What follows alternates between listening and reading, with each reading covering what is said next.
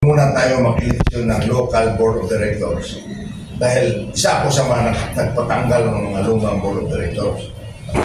Kung basahin mo yung NAA charter, yung panahon ni Digong, si Al Cosi, Secretary of Energy, wala talagang magawa. Kasi hindi niya ginamit yung NEA. Ano yun? Yung NEA may kapangyarihan kung yung non-performing yung DU, Distribution Utility, tatanggalin ng NEA lahat ng mga board member, palitan ng mga successful DU, Distribution Utility. Yan ang nangyari ngayon. Kaya nakikiusap ang NEA na huwag muna mag-eleksyon hanggang hindi natin ma-implement kung ano yung pinakamaganda para sa Palawan. Ano yun? Yung tatlong loop. Isang loop is Northern Loop. Kasama yung iba yung Coron. Ditong El Nido papuntang Ruas. Kasama San Vicente. Isang loop yun. Pangalawang loop, itong Puerto Princesa.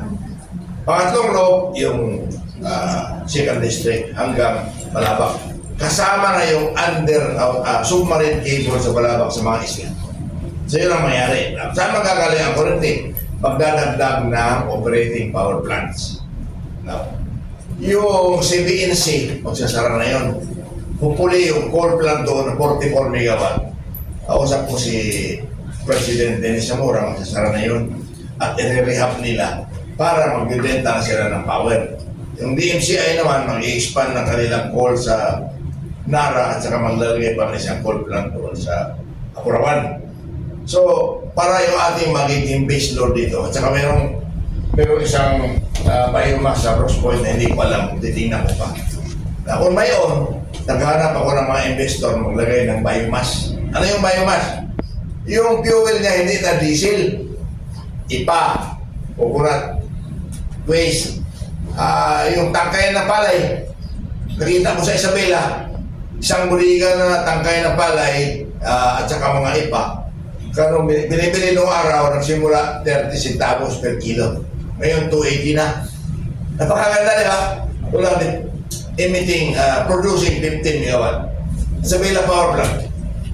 So, yun po ang mangyayari. Dito sa Puerto Princesa naman, magkaroon ng mga additional power plants na kung maaari, hindi na diesel. Ano yun? Gas, either coal, which ang coal hanggang 2050, nangako tayo sa Paris Agreement, tanggalin na yung coal. Renewable na. Ano yun? Gas galing sa Malampaya, gas galing sa Silibis, at saka biomass.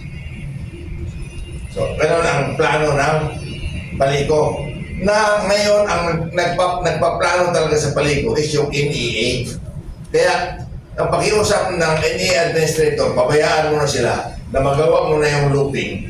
Pero ang pakiusap ko sa kanya, dapat Paliko 1, Paliko 2, Paliko 3.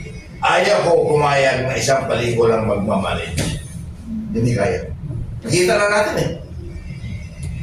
How about po yung franchise? Yung franchise, isang franchise, Paliko 1, Paliko 2, Paliko